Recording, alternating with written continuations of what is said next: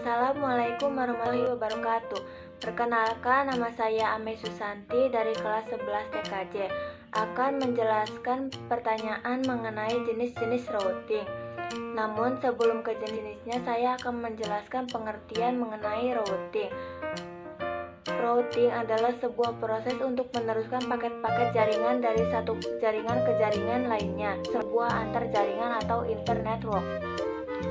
Routing juga dapat merujuk kepada sebuah metode penggabungan beberapa jaringan, sehingga paket-paket data dapat hinggap dari satu jaringan ke jaringan selanjutnya.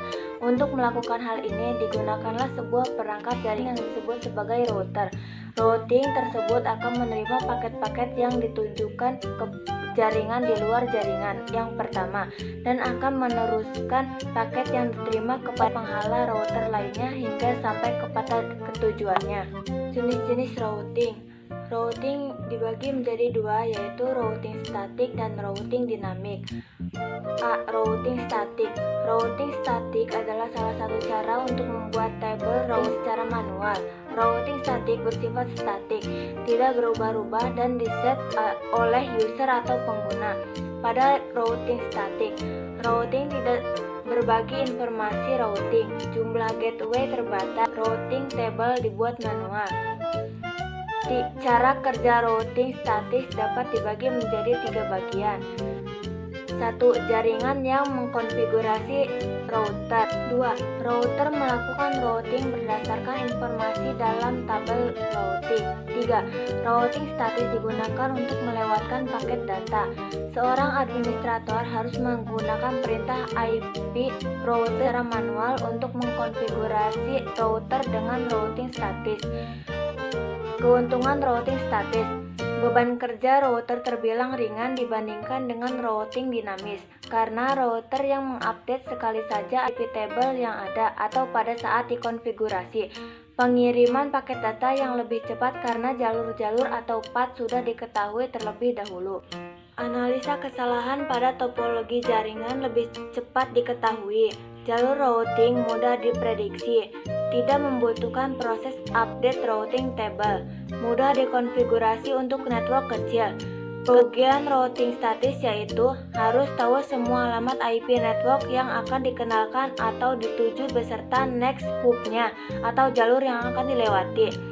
Tidak cocok untuk network berskala besar, tidak dapat beradaptasi terhadap penambahan router karena konfigurasi pada tiap router harus dirubah. Tidak dapat beradaptasi terhadap munculnya link failure pada salah satu jalur. B. Routing dinamik.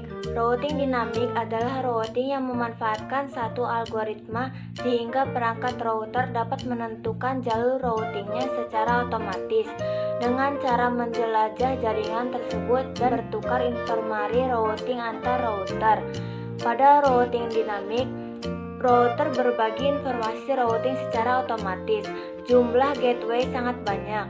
Routing table dibuat secara dinamik, membutuhkan protokol routing seperti RIP atau OSPF. Keuntungan routing dinamis yaitu hanya mengenalkan alamat yang terhubung langsung dengan routernya atau kaki-kakinya. Tidak perlu mengetahui semua alamat network yang ada.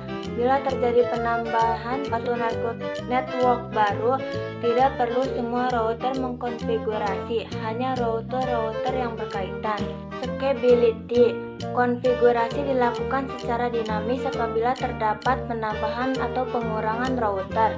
Adaptability. Rute dapat berubah secara adaptif terhadap adanya link failure. Kerugian routing dinamis yaitu beban kerja router lebih berat karena selalu memperbarui IP table pada setiap waktu tertentu. Kecepatan pengenalan dan kelengkapan IP table terbilang lama karena router membroadcast ke semua router sampai ada yang cocok. Setelah konfigurasi harus menunggu beberapa saat agar setiap router mendapat semua alamat IP yang ada. Kompleksitas algoritma routing meningkat. Router menentukan rute berdasarkan misalnya bandwidth yang tersedia, jalur terpendek, dan lain-lain. Router harus saling bertukar informasi routing secara periodik. Tidak semua router mendukung dynamic routing.